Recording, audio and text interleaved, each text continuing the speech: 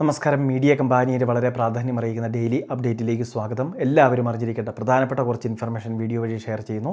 ഏറ്റവും ആദ്യത്തെ പ്രധാന അറിയിപ്പ്, സ്ത്രീ സുരക്ഷ വീട്ടമ്മ പെൻഷൻ പദ്ധതി പ്രതിമാസം 1000 രൂപ വീതം ലഭിക്കുന്ന സ്കീമിൻ്റെ അപ്രൂവൽ ഉൾപ്പെടെയുള്ള കാര്യങ്ങളും ബാങ്ക് അക്കൗണ്ടിലേക്ക് തുക ട്രാൻസ്ഫർ ചെയ്യുന്ന ഉൾപ്പെടെയുള്ള കാര്യങ്ങളും ഫെബ്രുവരി മാസം മുതൽ ആരംഭിക്കും.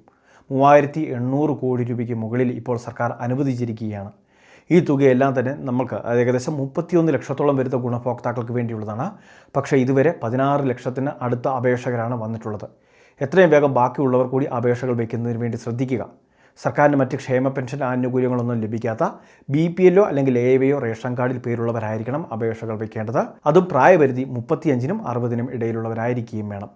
ഇനി അത് മാത്രമല്ല, ഈ പദ്ധതിയിൽ അവസാന തീയതി നിലവിൽ പ്രഖ്യാപിക്കില്ല. കാരണം എല്ലാ വർഷങ്ങളിലും ഈ പദ്ധതിയിലേക്ക് രജിസ്ട്രേഷൻ ഉൾപ്പെടെയുള്ള കാര്യങ്ങൾ ഉണ്ടാകും. ഇനി അതുകൊണ്ട് തന്നെ 35 വയസ്സ് എത്തുന്ന ആളുകൾക്കും പുതുതായിട്ട് രജിസ്റ്റർ ചെയ്യാനുള്ള സംവിധാനം ഉൾപ്പെടെയായിരിക്കും ഇതിൽ ഉണ്ടാവുക. പെൻഷൻ പദ്ധതി പോലെയാണിത്. അതുകൊണ്ട് തന്നെ ഈ പദ്ധതിയിൽ അവസാന തീയതികൾ ചിലപ്പോൾ ഉണ്ടാവാൻ സാധ്യതയില്ല. രണ്ടാമത്തെ മറ്റൊരു പ്രധാനപ്പെട്ട അറിയിപ്പ്, നമ്മളുടെ സംസ്ഥാനത്തെ പോസ്റ്റ് ഓഫീസുകളിലേക്ക് പരീക്ഷയില്ലാതെ ഒരു റിക്രൂട്ട്മെൻറ്റ് വിജ്ഞാപനം വന്നിട്ടുണ്ട്.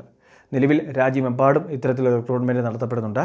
28,000-ന് മുകളിൽ ഒഴിവുകളുമുണ്ട്. നമ്മളുടെ സംസ്ഥാനത്ത് ഇത് 1600-ന് മുകളിൽ ഒഴിവുകളാണ് റിപ്പോർട്ട് ചെയ്യപ്പെട്ടിട്ടുള്ളത്.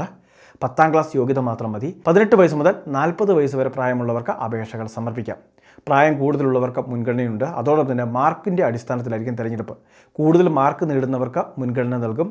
അതോടൊപ്പം തന്നെ ഒരേ മാർക്കൊക്കെയാണ് വരുന്നത് എങ്കിൽ അതിൽ പ്രായം കൂടുതലുള്ളവർക്കായിരിക്കും മുൻഗണന ലഭിക്കുക. അതുമാത്രമല്ല, കമ്പ്യൂട്ടർ ബേസ്ഡ് സെലക്ഷനാണ്. തിരഞ്ഞെടുക്കപ്പെട്ട് കഴിഞ്ഞാൽ ഫോണിലേക്ക് അറിയിപ്പെടുത്തും. പിന്നീട് ഇൻ്റർവ്യൂവിനുള്ള കൃത്യമായിട്ടുള്ള അറിയിപ്പും ഉണ്ടാകും. ആ ഒരു സമയത്ത് വെരിഫിക്കേഷന് വേണ്ടി എത്തിച്ചേരുകയും വേണം. അപ്പോൾ എത്രയും വേഗം അപേക്ഷകൾ സമർപ്പിക്കുന്നതിന് വേണ്ടി ശ്രദ്ധിക്കുക. 100 രൂപയാണ് അപേക്ഷാ ഫീസ് ഉള്ളത്. നിലവിൽ ഓൺലൈൻ സർവീസ് സെൻ്ററുകൾ വഴി അപേക്ഷകൾ സമർപ്പിക്കുകയും ചെയ്യാം. മൂന്നാമത്തെ മറ്റൊരു പ്രധാനപ്പെട്ട അറിയിപ്പ്, നമ്മളുടെ സംസ്ഥാനത്തെ പല റേഷൻ കടകളും സ്റ്റോറുകളായി മാറ്റപ്പെട്ടിട്ടുണ്ട്.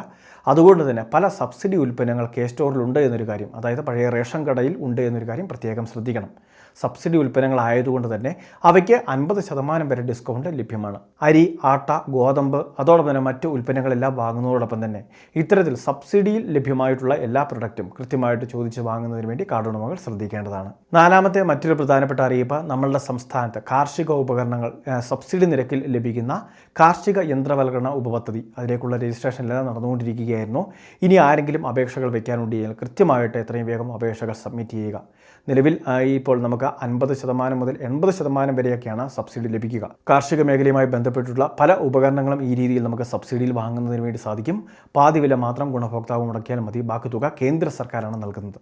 അപ്പോൾ ഈ പദ്ധതിയുടെ ആനുകൂല്യങ്ങൾ പ്രയോജനപ്പെടുത്തുക. സംശയ നിവാരണങ്ങൾക്ക് കൃഷിഭവനുമായിട്ട് ബന്ധപ്പെട്ടാൽ മതി. വളരെ പ്രധാനപ്പെട്ട കുറച്ച് ഇൻഫർമേഷനാണ് ഷെയർ ചെയ്തത്. ഇതുപോലുള്ള അറിയിപ്പുകൾക്ക് ചാനൽ സബ്സ്ക്രൈബ് ചെയ്യുക, ഫോളോ ചെയ്യുക.